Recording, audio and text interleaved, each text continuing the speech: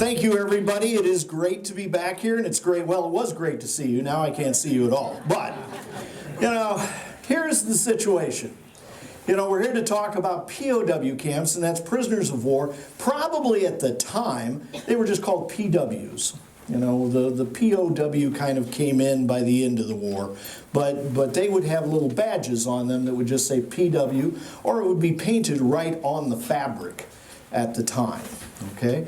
They lived in camps. Now that implies that there must have been a few of them, right?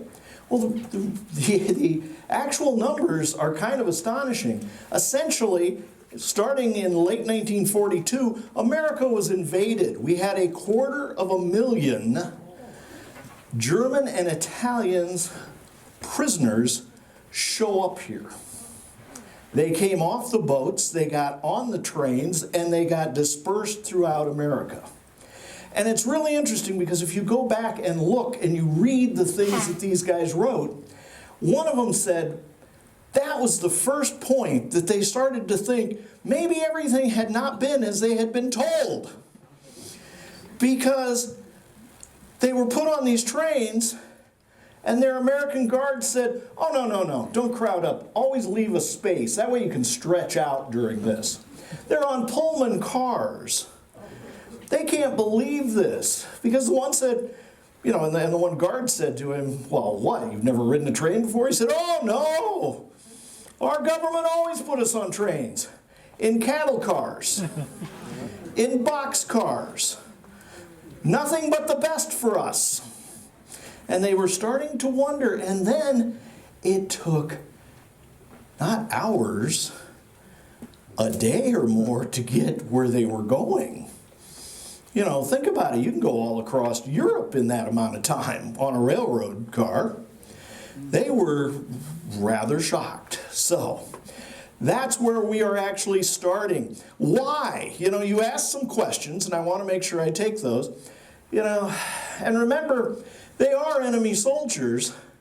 And I said we were being invaded, but they didn't come as conquerors. They came as captives. They're the prisoners of war from the battlefields of World War II, from the battlefields we know. In fact, I mentioned that this all really gets started in 43. It actually is, it's amazing because it's one of the first things when we entered the war, in December of 41, one of the first things that Churchill says to FDR is, well, we need all those other things that we've been discussing for quite some time, and now, of course, you're part of this, so you can get us the armaments and the things. But one of the things we desperately need is we need you that you can do immediately. We need you to take some of these prisoners of war. We can't feed them anymore. We're on short rations ourselves. And we've got so many more of these coming in now that we're starting in North Africa, now that we're doing all this.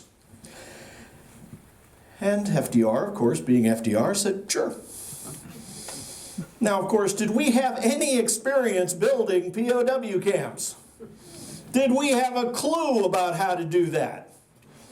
Yeah, we had not done any. Well, actually, we had made some camps at the end of the Spanish-American War.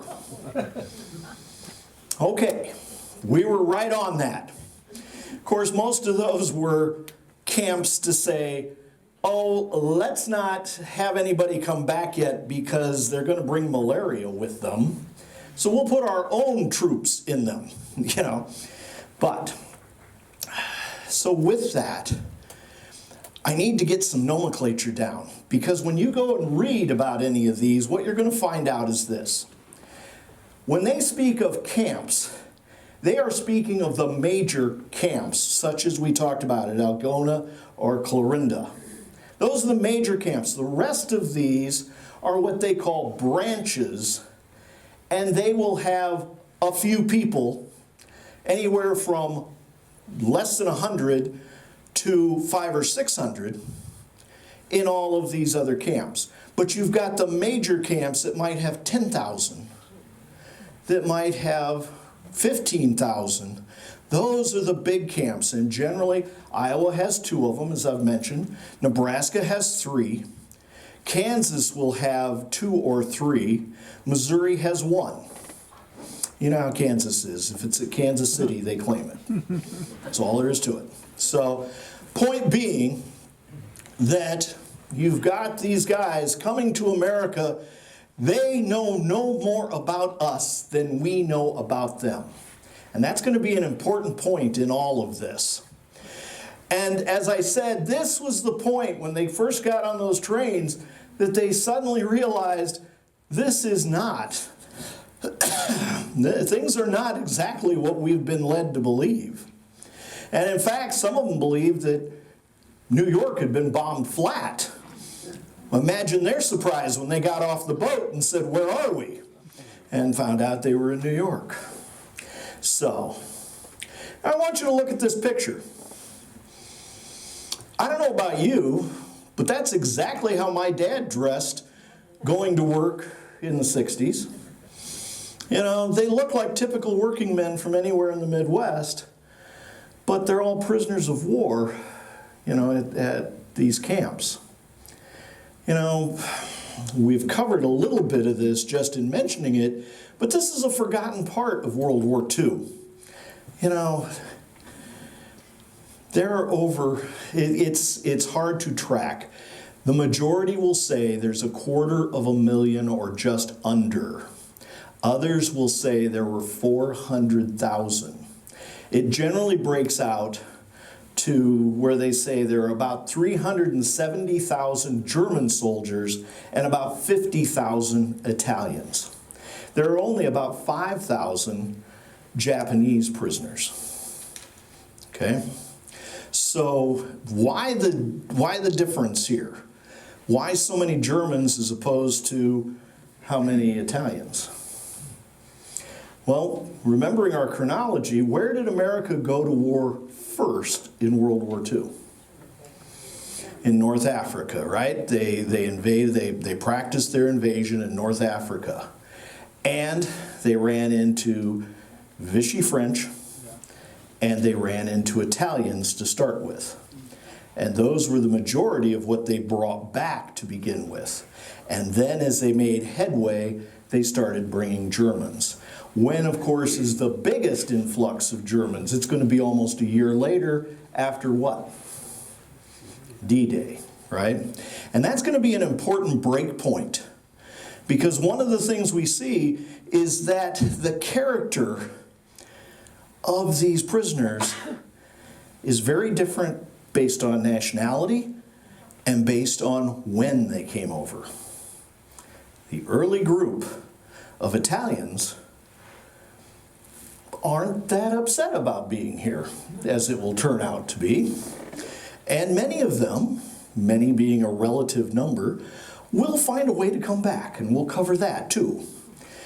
The Germans, the original German group though, that had come with that initial 50,000 Italians, those were part of the elite Africa Corps. They were true Nazis. Now, what we find as time goes on, that as we're getting these prisoners, of the Germans, only about 10% are actually members of the Nazi Party.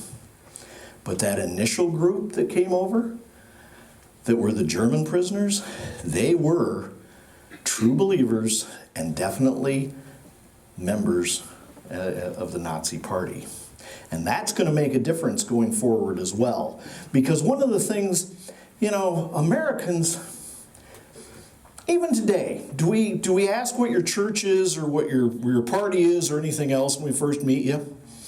No, what do we say? Hi, how are you? I'm Russ. What's your name? You know, right?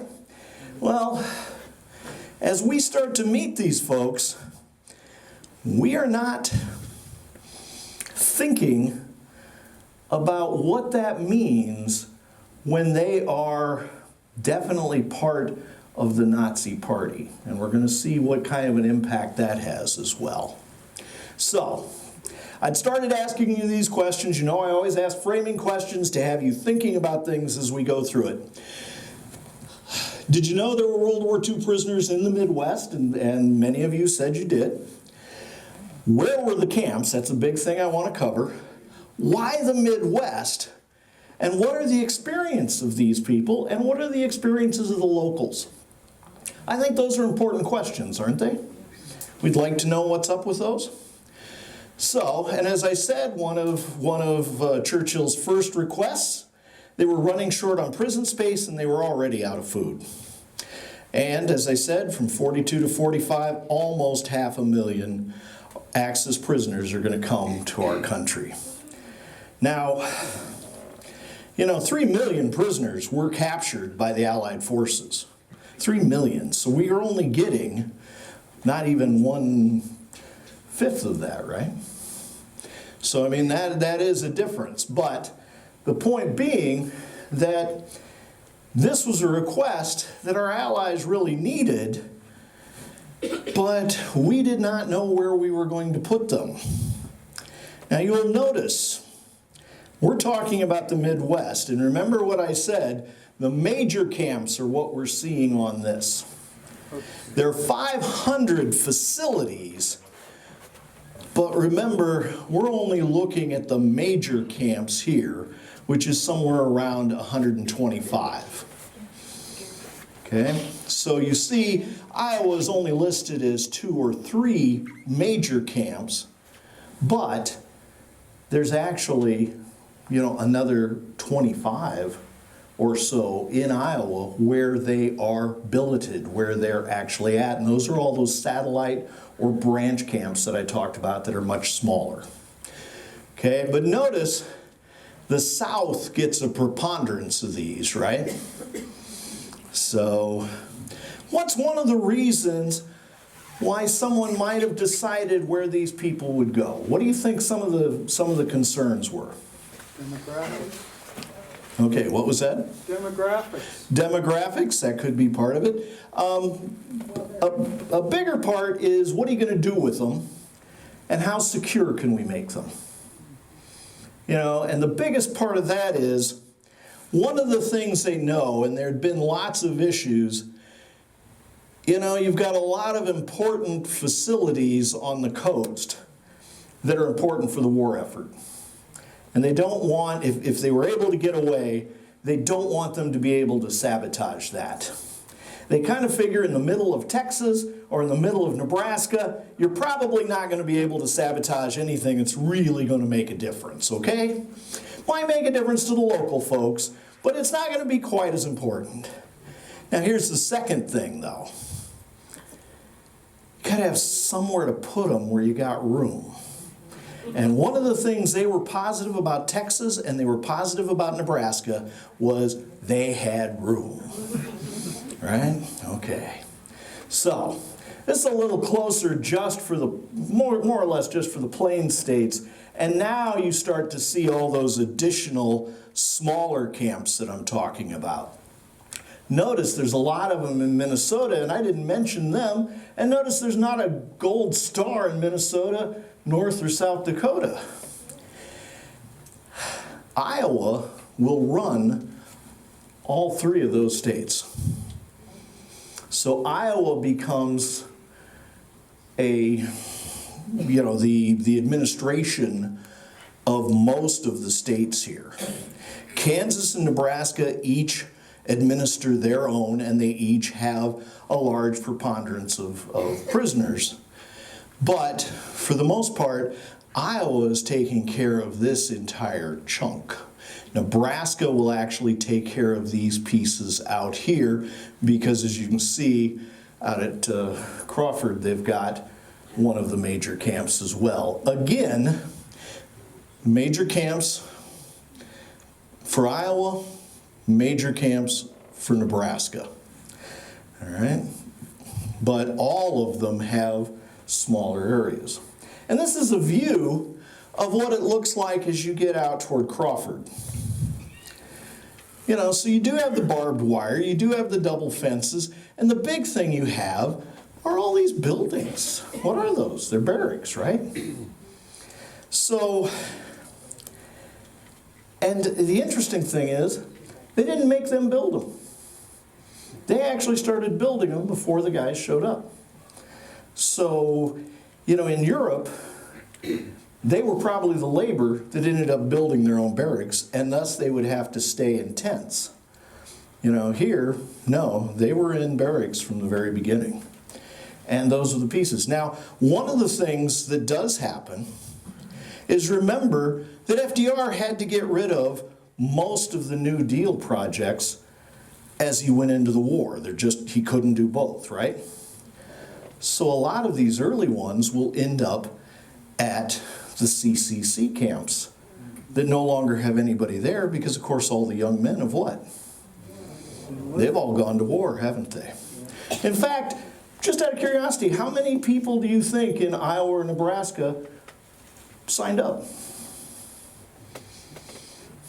10% of the population enlisted. Now, the interesting thing about that is, of course, that's a bigger number in Iowa because Iowa's bigger than Nebraska population-wise. But the real point is that 10% actually is larger than the number of men between the age of 15 and 24 in the 1940 census. So every able-bodied American tried to sign up, didn't they? That's really how it worked out. But as you can see, most of these camps share the similarities because the one thing they did do is they went and asked and said, well, what do we got to do to build a successful camp? And maybe it's another reason why they all ended up in Nebraska. One thing they said is you can't have any trees. You can't have a place for them to hide. Not a problem in Nebraska, right? Okay. So you'll notice that that's a feature in all the pictures I'm going to show you today. These are bleak landscapes, right?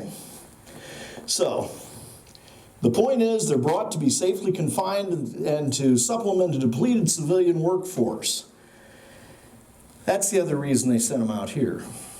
They knew that all of the young men and a lot of the middle-aged men had left, right? So with that, each of these camps are going to house at least a few thousand men, and they're being put together rapidly. But remember, America, I said that Britain had shortages. They couldn't handle this anymore. America had its shortages too. Price controls and rationing of food, clothing, gasoline, all of that was limiting American life, wasn't it? Any of you here remember rationing? Okay. Yeah. But there was another thing we were short of as well. And I picked this picture. What's going on here with these? People deployed.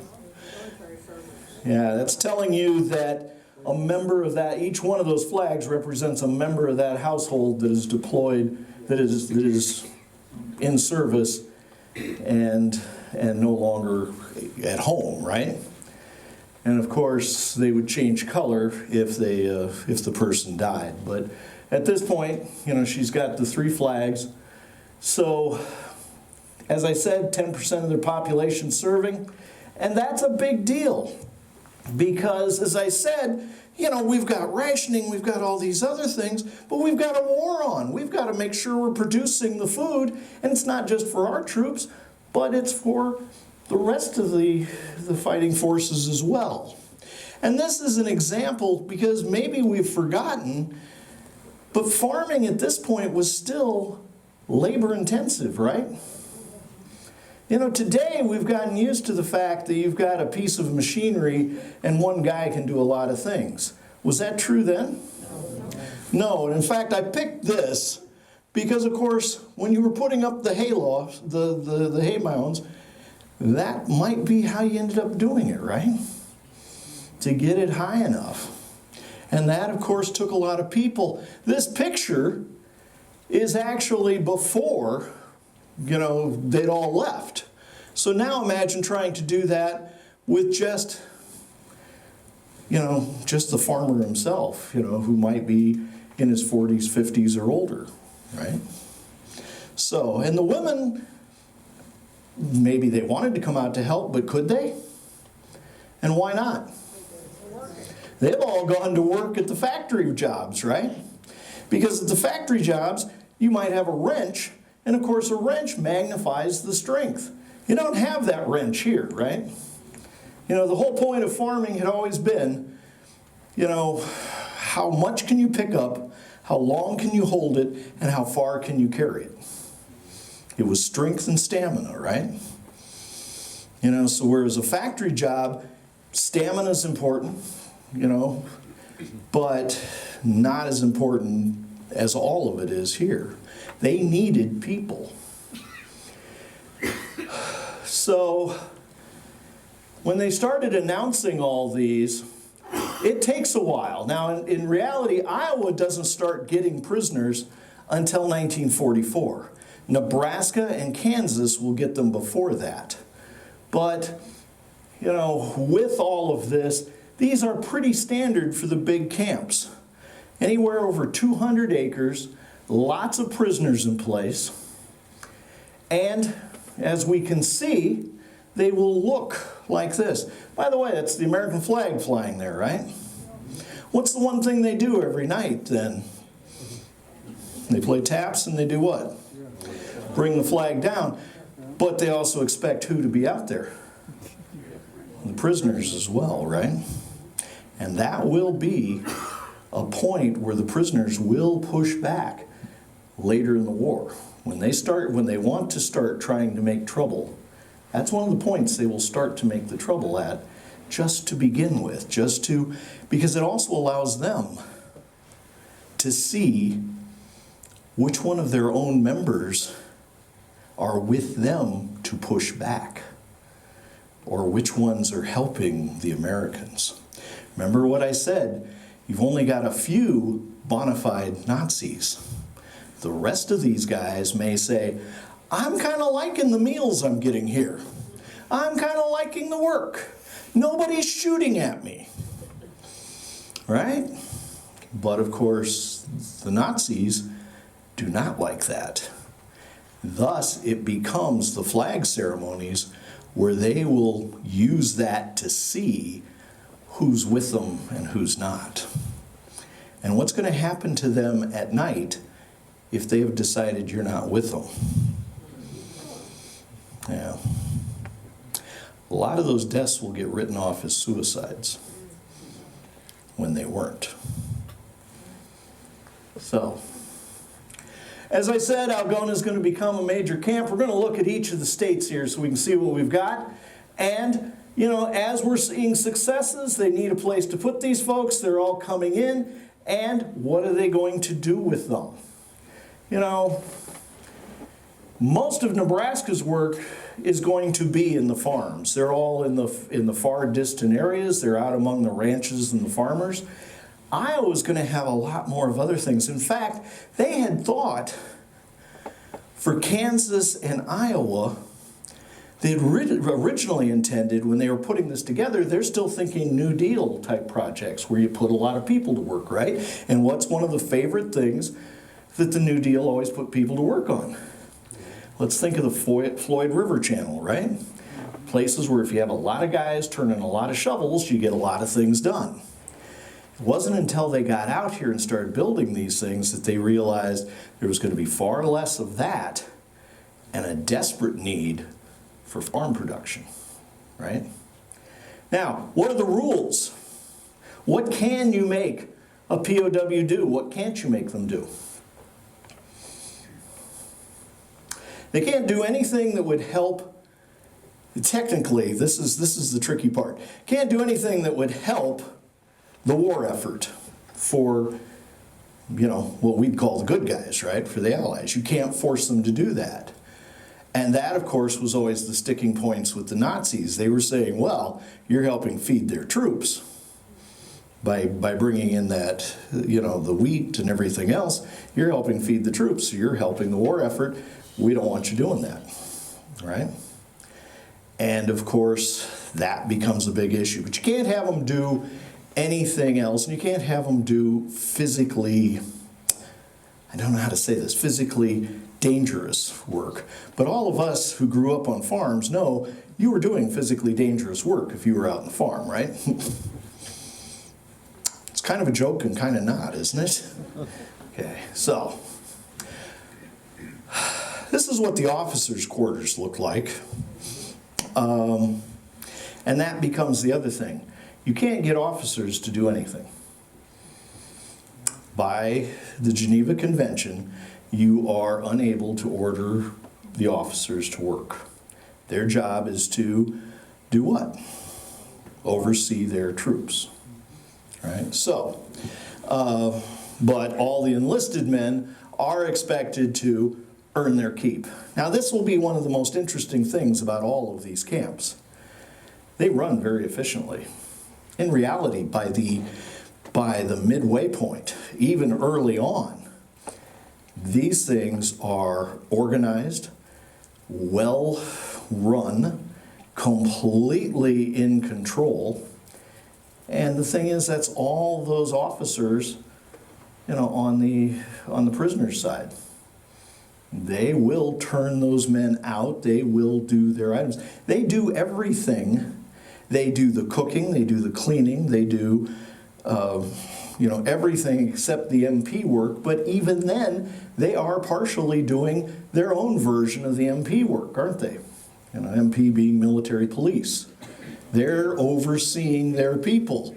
They're the ones that turn them out. They're the ones that get them going. They're the ones that make sure they're in bed at night. They're really running the places as well. The point being that almost immediately, because there's no problems of that, it moves immediately from detainment to workforce. That's really what it's becoming. And that's going to mean, if you want somebody to work in the field, in a farm, what's that mean? You're leaving the camp, right? That sounds kind of bad, doesn't it? You're going outside those fences. You got those fences for a reason, don't you? Well, they actually will go off site and return to camp each night. Now, Iowa alone, there's 25,000 prisoners, and the farming is the most frequent work for them. Nebraska, we can see, it's a little bit larger. So just to orient you, this is where Grand Island is, all right? So as we're moving on I-80 and we head on up to Wyoming and past Chimney Rock and everything there, that's where most of your rather larger camps are at. And the biggest ones down here by Alma, this is Atlanta, near Holdridge. So, and of course, Holdridge was a stop on the railroad as well. And that becomes an important part of all this, doesn't it? So I'm going to go back. The closest one on the Nebraska side then is where? That's West Point. So you got West Point, Nebraska. And on the Iowa side, toward the end, there will be a small unit at Ottawa. And we'll discuss what they were doing in Ottawa too. Now, there's actually, because they get loaned out, remember, all of these smaller branch camps may be temporary. They may be only for a few months. And one of them housed Italian prisoners at the West Junior school ground, where they had a chain link fence around all that, or whatever kind of fence, and could keep them in. So early on, when I first started doing classes, I had people in my classes that mentioned, they were 14 or 16-year-old females at the time. They would go by to see what these guys looked like and maybe talk to them through the fence until somebody came up and said, you can't do that. Right? So, now, I said that as the battles go on, we start getting more and more prisoners. And of course, the biggest change will be after D-Day. When we break through on D-Day, suddenly we have a lot of prisoners going. These guys are all lined up. Notice they've got their boots, they're holding their boots and everything, because they're going to wade out to the boats to go over to England to eventually get dispatched to America. They are captured prisoners, and you can see a couple of the GIs up front, taking care of them. So, and they might end up here. This is that Atlanta prisoner of war camp that I talked about. 12,000 prisoners of war, in Nebraska. And Scotts Bluff, Fort Robinson, and as I said, Atlanta, those are going to be the bigger camps for Nebraska. Fort Robinson is one of the earlier ones to get started. And of course, Fort Robinson was a famous camp already, in Nebraska. You may know it, from the Indian Wars, right? So it's got 1,000-man capacity, and they will increase that as more and more troops are coming in. Got a lot of pictures from the Nebraska Historical Society, and I want to thank them for that. And as you go through Nebraska, and this, you're basically talking along, as I said, you're talking along the Platte River and then the North Platte, going on up past that way. You will find all sorts of these little markers telling you that this is where the camp was. You can't see anything. There's really nothing left of those. Now, I mentioned D-Day. Here's the other point. The German soldiers that are starting to come as prisoners after D-Day, they have an entirely different outlook than the German soldiers that I said were here as part of the Africa Corps group. From the Africa Corps group, they were the elites. They were the ones that were positive that everything they were doing was right. The guys that made it to 44 with midway through 44 with D-Day knew the truth of what was going on and how the war effort was going, and knew that they were not winning. They also understood, as in many cases, a vast number of them were conscripts. What do I mean by conscripts? Draftees, but people that did not try to enlist, right? They were trying to avoid service if they could. Because by that time, they're already starting to reach down to people that they normally wouldn't have taken, right? Because they needed to replace all the troops that they were losing. Another shot of Fort Robinson at the time. And this is one of the drawings that was made by one of the men that were there, which of course is interesting to think about. That meant he was sitting outside the fence to do the drawing, right? Just thought I'd mention that. And as I said, almost all the things that happen at these camps are going to be done by the prisoners. These are the bakers that were in charge of Fort Robinson. And you had the cooks, and you had the people that took care of the cleaning details and everything else. Now, so far I'm just telling you all about stuff. One of the things that was stated was, it can't be all work. They got to have a chance at recreation too, right? And no, you can't have pets. Absolutely not. No pets. See that? No pets. I'm telling you, you can't have any pets. So this is a shot from Atlanta. You notice they're all basically the same. Now, there's tons of these buildings.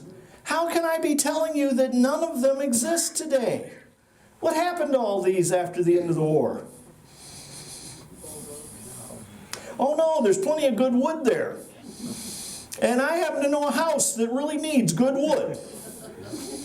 And you know what? We'll make a deal with the government. You come out and you tear it down, you can keep it. Or in some cases you can make a deal and we'll pay you to come and get it. All right? So that's actually what happens to all these camps. That's one reason why you don't see anything of them in that post-war period where all of a sudden all these GIs are coming back and they need housing. Boom, guess what? We don't have to wait for somebody to go cut down a tree and mill this wood. It's already in the right shapes and everything, isn't it? This is Indianola, Nebraska, and it was really assumed that all of them, it's one of the earliest ones, and they were positive they were going to be doing water reclamation work with them, but they're out here along the Platte River, and suddenly they need an awful lot of guys working in the farms. So none of those things actually came off. But in Sioux City, I told you Ottawa, right? Also Yankton, South Dakota. Both of those overseen by the Iowa camps, those actually were to work on issues with the Missouri because this is before the dams, right? So you've got the Missouri doing what it does best, which is eating an entire cornfield for breakfast, right? It's starting to undercut the Meridian Bridge. So they will send a detachment to Yankton to work on that, to put in riffraff, to put in all of the rock work and everything else to correct that. And they did such a good job of it that they then sent them down to Ottawa to do the same thing. So, now, I don't think I'd mentioned it, but Kansas, I said also had one. This is Camp Concordia. And again, very much the same thing. And the only thing left today, when you go down there, and the first time I went by there, I went, what's that? And when you stop, you actually go, oh, that is the guard tower from Camp Concordia. That's about it. They say there's a water tower, but when I was down there, I did not see a water tower. So, and then in South Dakota, again, up by a dam, it had been a former CCC camp, right? Civilian Conservation Corps. That's where they put the German POWs, and up by Bellefouche, and that was where they did their work. And it's rather interesting, of course, because the stories that come back out of this are very interesting. But one of the things, and I'm going to tell you the story that goes with that dam photo there, but first, I want you to understand, one of you said who got paid. Well, the point is, by the Geneva Convention, you have to be paid. You have to be paid. They got 10 cents an hour. You got 10 cents an hour, and they generally worked 10 hours a day. Okay, might be a few hours less, but for the most part, it was 10 cents an hour. And the thing was, they also policed their camp and everything else. But as you see from the newspaper reports, they're actually credited with the fact that they saved these crops. Because prior to that, everybody's going, these are just going to rot in the field because we don't have a choice. There is no way we're going to be able to bring these in. But now, when you pay prisoners money, that would be bad, right? So they actually pay them in script. What's that mean? Promissory note. Yeah, it's a promissory note. It's a chit that they can trade with each other. They have, where are you going to use that at? Well, they have their own commissary. And what kind of things can they buy at commissary? They can buy cigarettes. They can buy candy bars. They could buy food, anything they wanted. And they can buy beer. It's a German prisoner of war camp, come on, it's a gotta be. But most of them would end up saving most of their money. And they would have cash when they go home. They would be paid out, and some of them had as much as $300 in cash when they went home. That becomes a big thing. Now, think about this. So in America, we've got a couple things going on. When we built that camp, because the camp didn't really exist, we built that camp, suddenly the local people saw an improvement in their economy, right? Because you've got guys either being hired or the construction crew that's there showing up, and they have money and they can spend money, right? Not on much, there's a lot of rationing, but there's something. And, at the same time, these guys are starting to see something, and then of course the farmers are getting money for their crops. Now, I said these guys are paid 10 cents an hour. The amount of money that they actually have to be paid is fixed by the Geneva Convention. That money, then, is what the farmers have to pay for it, so the additional amount of money goes to the U.S. government. And thus, it's underwriting the cost of whatever they have to pay to maintain that camp. You hate to say this, but it's kind of a win-win-win all the way around, right? But if you think about it, as I said, a lot of them are on former CCC camps, which were New Deal operations, which were the same thing, weren't they? Very much. So let's talk about some stories, because there are a lot of stories. This is Gene Baldwin. She was only 12 when the camp was built, and her first memory of the camp, and I found this one really fascinating, her memory was, there's an eerie glow over there because they have electricity. Whereas, of course, on the farm, they didn't have electricity, right? So that, of course, drew a lot of attention. Now, the other thing was her father would use these prisoners as labor. They usually had 5. And they would be there all summer. Now, of course, they had to go home every night, but they'd have lunch with the family. And she said her mother, and this is repeated in story after story, her mother always felt sorry for them. So she'd bake a pie, which she normally wouldn't have baked during the day, so that they have a pie at lunch and things like that. And again, as you will hear, whether it's 5 guys or 15 guys, there is generally only one guard after the first few months. They aren't expecting any trouble because for most of these guys, they haven't figured out that they don't have anywhere to go. And, that script they've got doesn't spend anywhere else either, right? So, now there are some escapes, and we'll cover that later. By the way, this is another thing that becomes very much a fact of all of these. You'll read these stories over and over again. After the war and these guys left, they end up staying in touch. And in fact, it's the care packages coming from this family that's helping them get through it, because how's Germany when they get back? Not good, right? And that's the other thing that you have to think about. It all depends on what part of Germany you were in when you get sent back, doesn't it? If you're in what is now East Germany, you got a problem, right? So there are a lot of these families that are very considerate and will act as sponsors for many of these if they want. Sponsors meaning what? If they want to come back, if they want to declare that their life would be at risk if they were put back in the Soviet sector, right? So, yeah. So as I said, those first POWs, and this is a statement from David Richbaum, who says, they were a real cocky bunch. And he still farms the same land that, his father was farming when he was a kid. Most of these were captured in North Africa in '43, before the Germans had really started losing the war. Many of them refused to believe what Dad and others had told them about the developments. They thought it was American propaganda.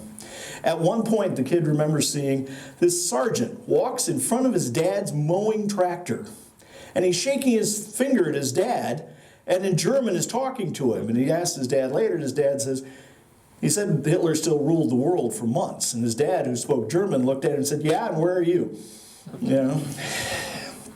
And don't do that again. So the point being, as some of you probably were implying when you said demographics, of course, there were a lot of German-speaking Americans in Nebraska. Remember, prior to World War I, Nebraska had the highest number of German-speaking schools.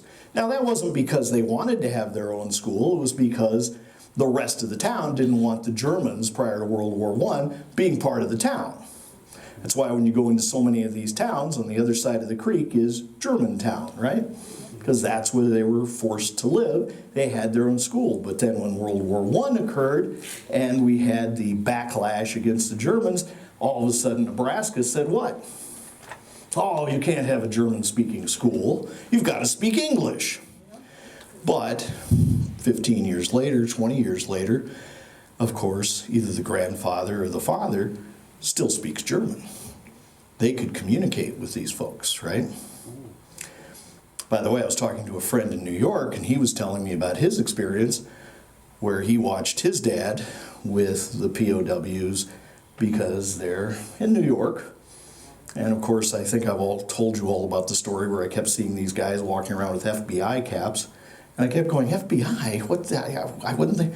And they looked at me and said, full-blooded Italian. So he told me the story that his father was so proud, because he was doing well in America. And he'd gotten one of these guys and brought him over to show him the house because they were some distant relative. And he showed him the house, and the guy was, we wouldn't even let our animals stay in something like that back in Italy. And he's like, yeah, well, so much for your free dinner. So, yeah, so this is another story. This woman was in grade school when her father employed POWs. 6 of them worked on our farm. Dad picked them up and returned them daily. I remember the big high fences around the prison yard. Mom felt sorry for them and fed them a hot meal at noon. They were so appreciative. And since they were in the view of Chimney Rock, one of the prisoners did a chalk drawing of the rock and gave it to my parents. They formed friendships. If they were not part of that elite core of Nazis, most of them were more than happy to be friends with these people, with these Americans, right? So, this is another story. They worked across the road from us, about 10 or 11 of them in 1943, and this is Kelly Halstis. He's from York, Nebraska. They stacked hay, worked in the sugar beet fields, did any chores. It was just, there was such a shortage of labor. And another one says there were stonemasons, and he was living in Kansas, and 4 of the POWs would show up at his family's farm. They built us a concrete garage, no level, just a nail and string, used the line to build the building up. It's still up today. By the way, this picture of this gentleman, he is one of the group that would go on to work to earn citizenship in America after the war. So, now, here's some of the other items, and these are all taken from the writings of former POWs. Life in the camp was a vast improvement for many of the POWs who had grown up in cold water flats in Germany. That's according to Hans Wacker, I would assume. Our treatment was excellent. Many POWs complained about being POWs, no girlfriends, no contact with family, but the food was excellent, clothing was adequate. Such diversions as sports, theater, chess games, books made life behind barbed wire a sort of golden cage. Not a bad library, right? This, by the way, is where the 100 gentlemen that were dispatched to work on the Meridian Bridge would stay. Probably can't see that very well, but it's a lot of metal 3-high bunk beds. And this is the truck and where they're doing the digging and everything else. Now, this is what they have to say about that. 57 POWs were housed in a hangar at the new airport. Each day they'd ride trucks to where they were working for the Corps of Engineers. And one gentleman remembers seeing them march to the airport down Douglas Avenue, where 2 German women would come out to meet them every day. I don't think either one of them was married, or if they were widowed long before, he said. They'd give these prisoners freshly baked pies as they walked by. Nobody stopped it or anything. Nice work if you can get it, right? So here's one of the occurrences, though, that goes on there, and this kind of highlights the piece that we're talking about. SS troopers attempting to start a revolution with Hitler's slogans resulted in their removal from the camp. They were still, as late as 45, pushing to try to get these guys not to do any work for anybody. So here are some of those camps, and these are all camps that are overseen, as I said, by the folks here at the base camp, right? And as I also mentioned, they had 86 people then at Ottawa when they were working on the bridge there.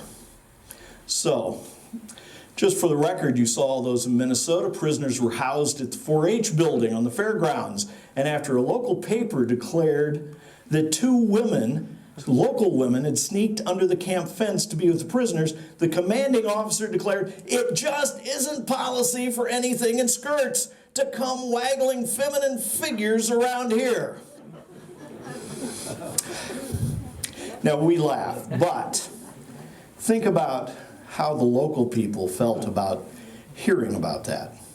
local people whose sons were fighting in Europe, whose sons might have already been wounded or dead. This starts an entire chain reaction, and it's happening across the country. Now, here's one of the reasons. 2 family members from New Ulm with a large German population drove to the POW camp, took a prisoner they knew home with them. He stayed with the family overnight, attended church the next morning before returning to the camp. The 2 were arrested and fined $300 each. Interestingly, at their trial, they stated that when they honked the car's horn, several other prisoners came out thinking it was their ride. So can you say things were getting a little lax? And that's part of the point, you know. But everybody had gotten to know these because many of the families have an ancestry, you know, and could speak to them. And then look at the names, you know. I mean, they weren't far from the original time either. So, and this one is one of my favorites. One former Italian POW would sneak back into the country after the war to marry a woman he met in Cheyenne. You know, don't let, all of these guys were very good at the idea that, you know, they'd stake it out and say, you've got to have harvested this much of this field today. And they'd look at it and go, and they'd figure out just how much or how hard they had to work to do that. But then, remember I mentioned that lake at the base of the dam there in Belfouche? You know, if it was a nice day, we could finish this and we can go over and swim. And you know, we could convince our guard that that would be okay. Because you know, they're not going to come back and get us until, you know, it's time. You know, so you ought to go swimming with us too, right? And of course, as the kid would say, yeah, every once in a while they'd send me up on top of the hill to watch for the staff car to flag him down when I saw him about a mile away. He said, boy, you didn't want to end up where you missed that signal, because there'd be some, and he'd say something chewing, right? So there you go. This is that guy that I just mentioned that snuck back to marry the girl. And you start to see this, especially in Italy. Now, here's one of the things, and I just want to bring this up. So he had served as a cook. He had worked for Rommel in North Africa. He comes over here, and he's given an opportunity with other Italian POWs to renounce fascism and join an Italian service unit. And what that would do would mean when they get repatriated, because, of course, remember, Mussolini's been overthrown, you can sign off that I was never a fascist and never wanted to be one, and you'll be higher up the list, you know, in the service. Well, that was really good, but the only thing he used it for was to be able to sneak his way out of Italy so he could come back to America. So, and here's part of the problem. As I said, in America, we never really thought much about, well, you know, they're Nazis. What's that mean? Remember, we really didn't know what we know about the concentration camps today, right? This is from the commander. This is from the commander. He's talking to his staff guy. Corporal, I tell you, these Bolsheviks in that camp, they really have discipline. Colonel, and the corporal is his interpreter, and he goes, Colonel, these are not Bolsheviks, they're Nazis. They're Nazis, I tell you. And he goes, Bolsheviks, Nazis, they're all the same. We had no understanding, and that's going to lead to problems, and that's one of the things, because the only thing we care about, if we're the camp commander, the only thing we care about is what? No trouble, right? And these guys are doing a great job of keeping order. Well, the problem with that is, of course, while the majority of the prisoners are just draftees, 10 to 30% are Nazis or actual Nazi sympathizers, and they're going to clash with those groups. And they want to keep control.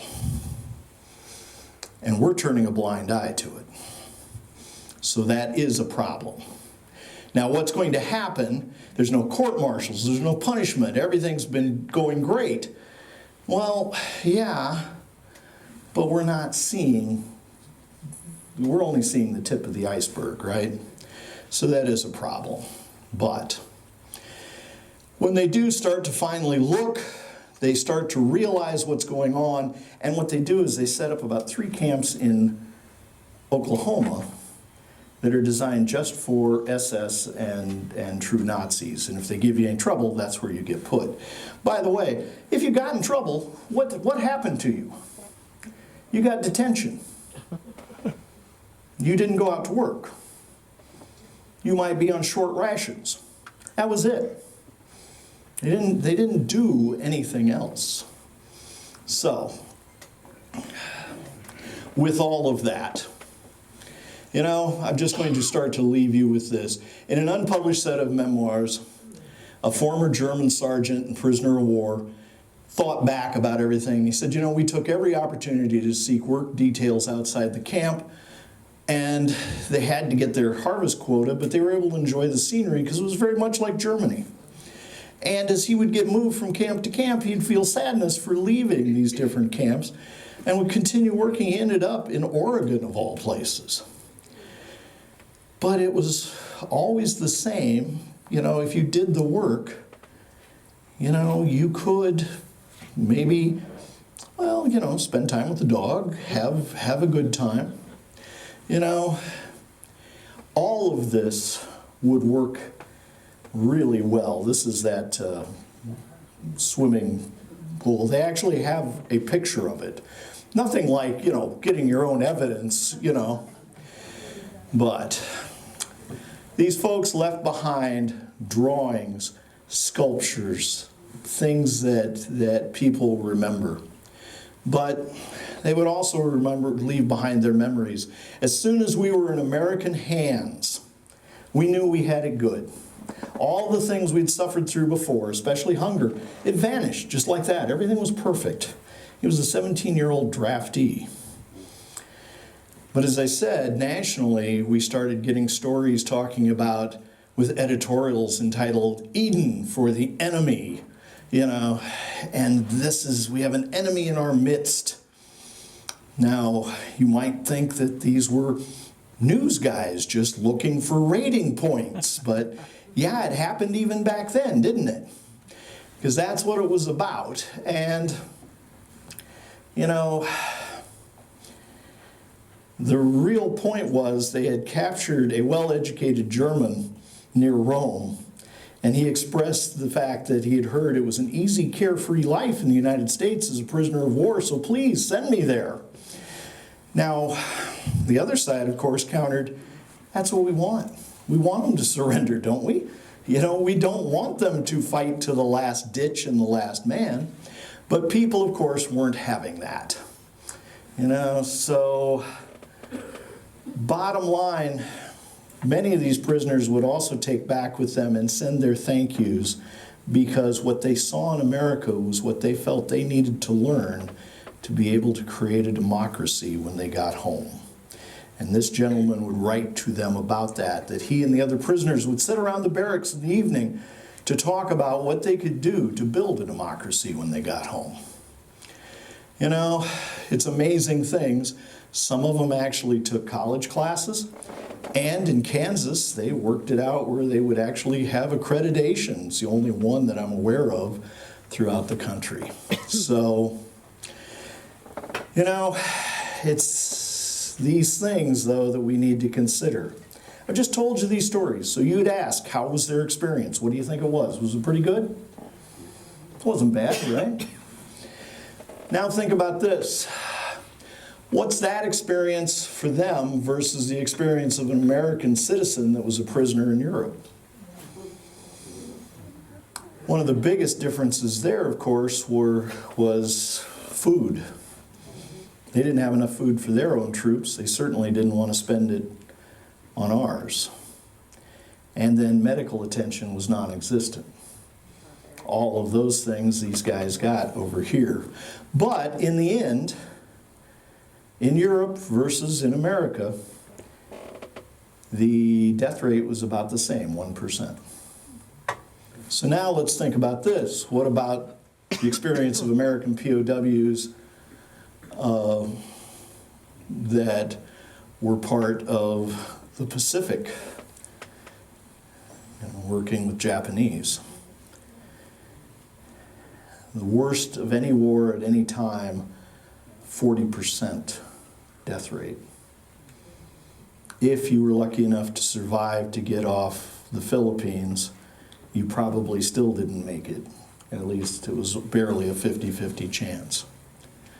So, one of the other things when you read these stories, of course, then you also have to put in, what about the American citizens who were put in the equivalent of prisoner of war camps, moved far from the coast in California and Oregon, moved far inland.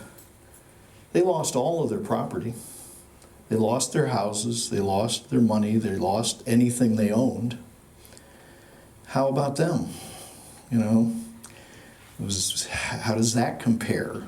We did a great job taking care of these folks. Why couldn't we? What could we have done? Where did we miss the boat for them, right? And then here's the last thing I want you to think about. You saw that there were a number of those camps in the South. And it was not lost on black servicemen who had fought for their country and come home, some of whom would end up being beaten, some would lose their lives. But they could see that on these excursions out, these prisoners could walk into stores that they were not allowed to walk into. Yeah. There's levels, right? And why do we look at history? We try to learn from it. I'm only bringing those points up. We did an exemplary job with these folks.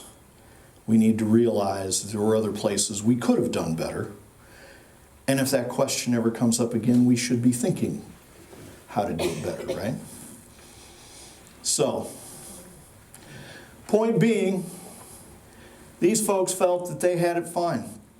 We had a sports field, and if we were hungry, we had a wonderful, very wonderful canteen, said a former prisoner of war.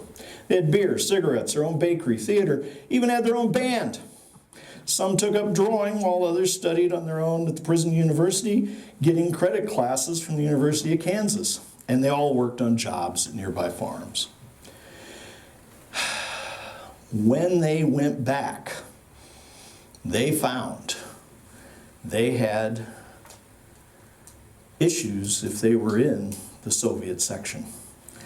But even if they weren't, if they were in the French or British section, many of these guys would find they had to do hard labor in the mines as part of the payback and reparations that was felt owed to Britain and France.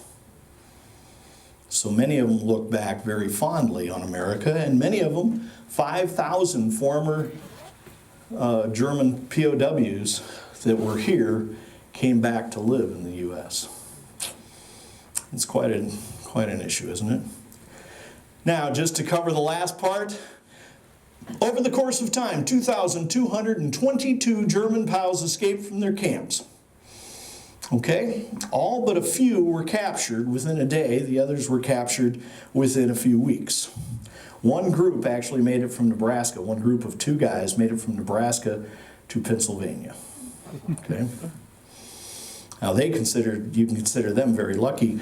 One group had gotten away in Wyoming, and they worked very hard, and I think it took a few days to capture them, and they had gotten quite a ways. They were so thrilled, and they said, okay, so what country are we in now? And they were like, country? You haven't even left the county yet.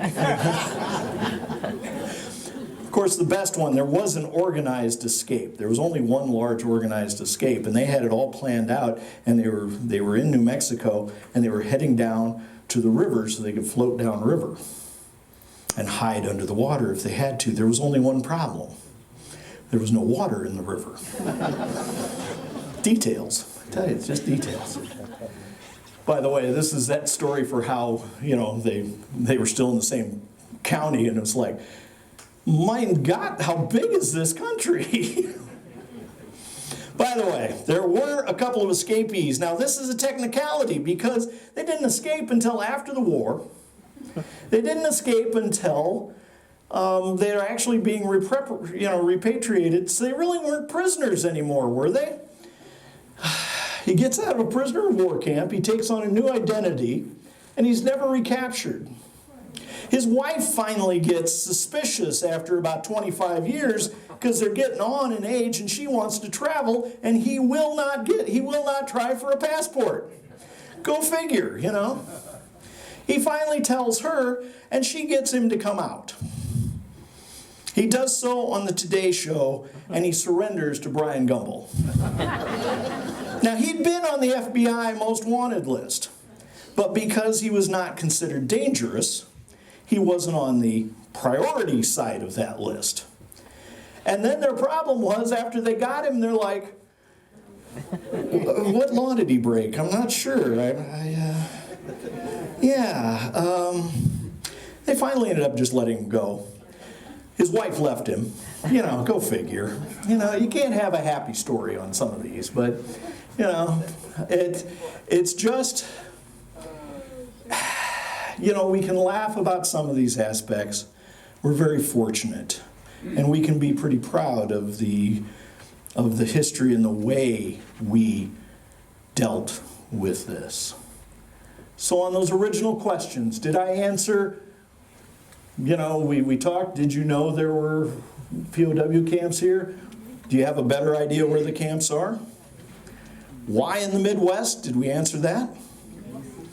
Yeah. And what were the experience? Do you feel that you know some of the personal stories they talked about? Okay. And then I ask you if you would, you know, talk about or think about the experience of American citizens that were both prisoners in Europe and prisoners in Japan. And then, of course, you know, our own citizens. So, with that, was this the class you came to hear about? Did you learn something?